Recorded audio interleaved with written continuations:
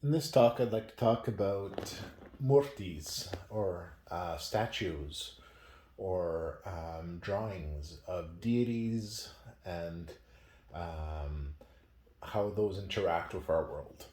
So, in many cultures, statues or murtis of deities are actually created, and people pray to these statues, speak to these statues, invite them in their homes, etc.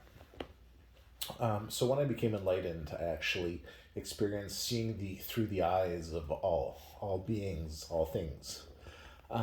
So I actually experienced seeing through the eyes of all of these statues, or murtis, if you will.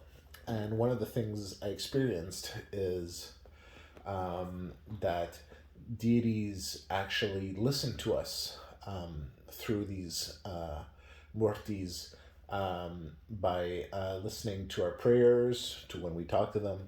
And so when you have eyes on them, it actually allows them to see through that statue, through that murti, and to listen to, for example, your prayers. So one of the interesting things that I thought I'd comment on, one of the interesting things is that when they listen to you speak, they can actually see what words you're uttering.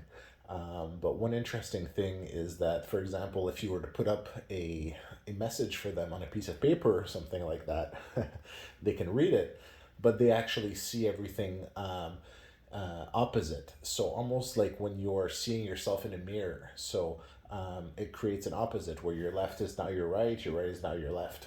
So an interesting thing that I thought was very peculiar is when a deity looks at you through a mirror, they see you as an opposite. They see you in reverse, basically, like you would see yourself when you look through a mirror.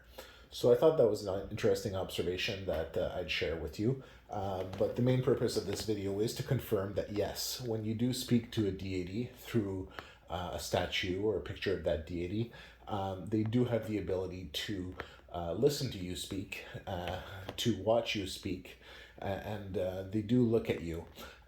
So it's a good thing to know. I thought it was very reassuring to know that the deities are listening to us, and that they do have that capacity to interact with us as well. Thank you so much for listening.